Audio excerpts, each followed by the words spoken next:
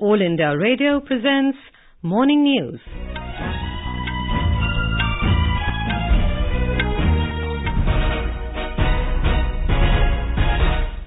Good morning. I am Meenakshi Sant.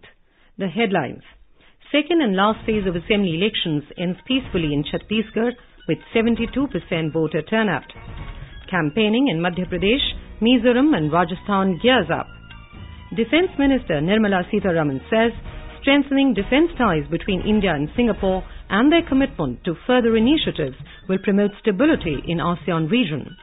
Eid Milad-un-Nabi is being celebrated today. Indian Panorama section opens today at the 49th International Film Festival of India. And in cricket, India to take on Australia in the first T20 International of 3-match series at Gabba in Brisbane. In Chhattisgarh, the two-phase polling process for the assembly elections has come to an end with 71.93% voter turnout in 72 constituencies in the second phase yesterday. Our correspondent reports that electoral fates of total 1,269 candidates, including 133 women, were sealed in the electronic voting machines. Women voters in the state showed great enthusiasm in exercising their franchise in both the phases of assembly elections. Chief Electoral Officer Subrat Sahu said, विशेष आभार उन महिला मतदाताओं का जिन्होंने बढ़ चढ़कर हिस्सा लिया और इस बार भी सेकेंड फेज में भी पहला चरण की तरह अधिकांश बूथों में पुरुष मतदाताओं से अधिक मात्रा में उपस्थित होकर मतदान किया। पहली बार तृतीय लिंग के व्यक्ति भी उपस्थित होकर मतदान किए। 2 साल से अधिक वाले वोटर्स इस बार बहुत संख्या में उपस्थित हुए थे। Now the people are waiting for December 11 when the counting will take place and election results will be out. Vikalp Shukla, AIR News, Raipur. In Madhya Pradesh, electioneering has now reached a feverish pitch as leaders of various political parties are leaving no stone unturned to woo the voters. Meanwhile, the full bench of Election Commission consisting of Chief Election Commissioner O.P. Rawat, Election Commissioners Sunil Arora and Ashok Lavasa yesterday reviewed the poll preparations of the state through video conferencing in New Delhi. The polling to the 230-member Madhya Pradesh Assembly will be held in a single phase on the 28th of this month. Here's a report. The Commission has appointed 198 general observers, 127 expenditure observers and 53 police observers in the state. Chief Electoral Officer of the state informed that basic amenities have been provided at all 65,000 plus polling booths. Plan have been also prepared for the deployment of central security forces and CCTV in sensitive areas. Meanwhile, former Prime Minister Dr. Manmohan Singh in Indore, Home Minister Rajnath Singh in Bhopal, Road Transport Minister Nitin Gadkari in Jabalpur and other senior leaders of major political parties will campaign today in Madhya Pradesh, while Aam Aadmi Party will release their manifesto. Sanjeev Sharma, AIR News, Bhopal. In Mizoram, BJP National President Amit Shah, Congress President Rahul Gandhi and MNF Senior Vice President Thawun Lia campaigned in different constituencies. More from our correspondent. BJP in its vision document has promised the inclusion of Mizo language in 8th schedule of the constitution. They also promised pothole-free roads by next 6 months if voted to power. The party also promised to set up 3 engineering colleges, 2 medical colleges and 3 nursing training institutes and create 50,000 job opportunities in the next 5 years. On the other, MNF Senior President Thawun Lia in a campaign at Kohai said the people are now swayed by MNF wave. He promised if voted to power, MNF will give corruption-free governance. Irene, AIR News, Aizawl. Meanwhile, scrutiny of nominations took place in Rajasthan and Telangana for the assembly polls yesterday. Thursday is the last day for withdrawal of nominations. 613 nominations have been rejected after scrutiny in Rajasthan. Candidates have now started campaigning in the state. Railway Minister Piyush Goyal yesterday campaigned in Jaipur, while former Chief Minister Ashok Gehlot addressed a public meeting in Jodhpur district, and Congress leader Sachin Pilot campaigned in Tonk district. Defence Minister Nirmala Sitharaman has said that deepening defence ties between India and Singapore and their commitment to further initiatives will promote stability in ASEAN region. Speaking at the press meet on the concluding day of the 3rd India-Singapore Defence Minister Dialogue in Visakhapatnam yesterday, Ms. Sitharaman reaffirmed India's belief that disputes should be resolved through peaceful means and in accordance with the universally recognized international law. The significance of the meeting was the renewal of bilateral agreement for conduct of joint army training as well as exercises for Singapore Armed Forces in India. President Ramnath Kovind has arrived in Sydney, Australia today after concluding his Vietnam visit. Our correspondent reports that Mr. Kovind is the first Indian president who is visiting the country on the state visit. Mr. Kovind will participate in wreath-laying ceremony in Sydney today. He will also meet and address the Indian community here. It may be recalled that large number of Indian professionals are residing in Australia and contributing as a core professional significantly in various sectors. The President will be accorded Guard of Honour at Admiralty House tomorrow. Mr. Kovind will also meet Australian Prime Minister Scott Morrison and will sign important agreements. Sanjeev Sundaryal, AIR News, Sydney, Australia. This is All India Radio giving you the news. For quick news updates round the clock, follow us on our Twitter handle at AIR News Alerts.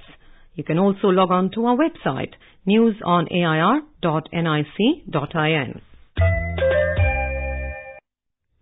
Eid Miladun-Nabi, the birthday of Prophet Muhammad, is being celebrated with religious fervour in various parts of the country today. President Ramnath Kovind and Vice President M. Venkaiah Naidu have greeted people on the occasion of Miladun-Nabi, marking the birthday of Prophet Muhammad. Mr. Kovind in his message said, on the auspicious occasion, he extends his good wishes to all fellow citizens, especially to Muslim brothers and sisters. The Vice President in his greeting said, Prophet Muhammad showed humanity the righteous path of compassion and universal brotherhood. Mr. Naidu expressed hope that the eternal teachings of the Prophet continue to guide people in building a peaceful and harmonious society. Prime Minister Narendra Modi will share his thoughts with the people in India and abroad in the 50th edition of the Mann Ki Baat program of All India Radio this Sunday. Mr. Modi has been raising a number of important issues through the monthly program. In his very first Mann Ki Baat address, the Prime Minister had asked the people to join hands with him to carry Swachh Bharat movement forward. We have a report. In the 39th edition of the Mann Ki Baat program last year, Prime Minister Modi said Mahatma Gandhi fought for the cause of clean India all through his life. He said following the launch of Swachh Bharat movement, a change can now be seen in the form of public participation in rural and urban areas alike. स्वच्छता की दिशा में देश भर में व्यापक स्तर पर प्रयास हो रहा है. ग्रामीण एवं शहरी क्षेत्रों में व्यापक जन भागीदारी से भी परिवर्तन नजर आने लगा है. स्वच्छता सिर्फ सरकार करे ऐसा नहीं है. हर नागरिक एवं नागरिक संगठनों की भी बहुत बड़ी जिम्मेवारी है. मुझे पूरा विश्वास है कि घर से सूखा कूड़ा और गीला कूड़ा अलग अलग करके नीले और हरे डस्टबिन का उपयोग अब तो आपकी आदत बन ही गई होगी. कूड़े के लिए रिड्यूस, रीयूज और रिसाइकल का सिद्धांत बहुत कारगर रहता है. Talking to AIR, Secretary, Drinking Water and Sanitation Ministry, Parmeshwaran Iyer said Prime Minister's Mann Ki Baat has been tremendously focused on cleanliness. He said Mr. Modi's message has made a difference and has led to increase in sanitation coverage. More than 35 out of the 49 episodes had some mention or other of Swachhata. The messages have touched all aspects of Swachhata, whether it is solid waste management, open defecation free, stories of ordinary Swachhagrahis doing extraordinary things like making their villages open defecation free. And all this very effective communication from the top has led to an increase in sanitation coverage from only 39% when the program started in 2014 to over 96% today. More than 25 states have become open defecation free. 5,20,000 villages have become open defecation free. Almost 9 crore toilets have been built. Prime Minister Modi has time and again reiterated country's commitment towards enhancing cleanliness and sanitation facilities. With Sheila Suparna Saikia, AIR News, Delhi. In Odisha, at least 10 people were killed and more than 20 injured when a bus fell into Mahanadi riverbed from a bridge near Jagatpur on the outskirts of Cuttack yesterday. The bus, on its way to Cuttack from Talcher, crashed into the railing of the bridge and plunged 30 feet down into the riverbed. Our correspondent reports that the Fire Brigade and Odisha Disaster Rapid Action Force rescued the victims and shifted them to SCB Medical College Hospital. Chief Minister Naveen Patnaik expressed grief at the death of passengers.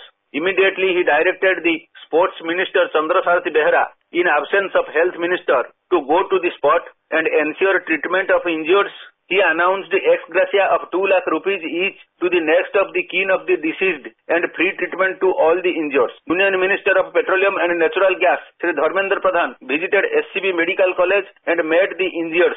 He expressed grief for the deceased and assured the family members of accident victims. This is Sudhanshu Dhada for AIR from Bhubaneswar. The Indian panorama of the International Film Festival of India will be inaugurated at Panaji in Goa today. As many as 26 feature films and 21 non-feature films will be screened in the Indian panorama section of the film festival. Shaji Karun directed Malayalam movie Ulu will be the opening movie of the feature film category, while Karbas, directed by Aditya Suhas Jambhale, will be the opening non-feature film. Our correspondent has the details.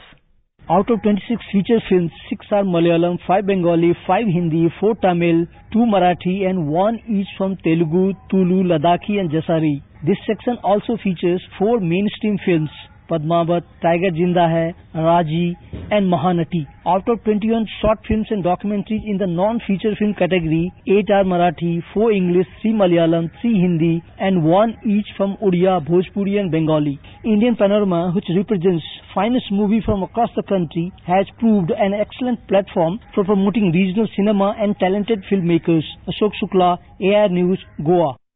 News Services Division of All India Radio brings you a special roundup on the 49th International Film Festival of India, Goa. This will be broadcast in Parikrama and Art Saveri till the 29th of this month. Stay tuned to FM Gold for the latest updates about the festival. Art Saveri can be heard from 7:30 am and Parikrama from 4:30 pm on FM Gold channel. In cricket, India will take on Australia in the first 2020 international of the 3-match series at the Gabba in Brisbane today. The match will begin at 1:20 p.m. Indian time. And now for an overview of today's newspapers, it's over to Sanjay Mattu. Thank you, Meenakshi. The decision of the court in the 1984 riots case dominates the headlines of most newspapers. Man gets death for 1984 riots in case reopened after 21 years, informs the Times of India. Second death sentence for 1984 riots, headlines the Tribune. The case relating to the CBI chief Alok Verma and his deputy is on the front pages again today. The Indian Express informs, citing breach of confidentiality, furious Supreme Court adjourns Verma hearing until November 29. The Pioneer writes, irked at CBI leaks, Supreme Court defers hearing, publication of CBI DIG's affidavit, Verma's reply to CBC upsets court. On its front page, The Hindu reports Kejriwal faces chilli attack at Secretariat. Attacker breaks the Chief Minister's glasses, tries to smear him with chilli powder outside his office. The Hindustan Times further adds, chilli powder thrown at CM in Secretariat, AAP slams police. Many newspapers have also reported prominently on the blast at the ammunition depot at Wardha. The Hindu headline reads, blast at ammunition depot in Wardha leaves 6 dead. It occurred during disposal of unserviceable ordnance. The decision by the External Affairs Minister, Sushma Swaraj, not to contest the 2019 election also finds extensive coverage. The Indian Express informs, in poll-bound MP, Sushma won't be in 2019 election fray. The Hindustan Times reports that the man arrested on Monday from Uttar Pradesh's Jhansi for allegedly raping and killing a 3-year-old girl in Gurugram was a serial killer. And finally, the Times of India reports that the findings of the Energy Policy Institute at the University of Chicago state that if you happen to live in Delhi and pollution here were to come down dramatically to levels WHO considers safe, then you could hope to add 10 years to your life. And with that, it's back to you, Meenakshi. Thank you, Sanjay. And now, before we end the bulletin, the headlines once again. Second and last phase of assembly elections ends peacefully in Chhattisgarh with 72% voter turnout. Campaigning in Madhya Pradesh, Mizoram and Rajasthan gears up. Defence Minister Nirmala Sitharaman says strengthening defence ties between India and Singapore and their commitment to further initiatives will promote stability in ASEAN region. Eid Miladun-Nabi is being celebrated today. Indian Panorama section opens today at the 49th International Film Festival of India, and in cricket, India to take on Australia in the first T20 International of the 3-match series at Gabba in Brisbane. With that, we end the morning news. Have a nice day.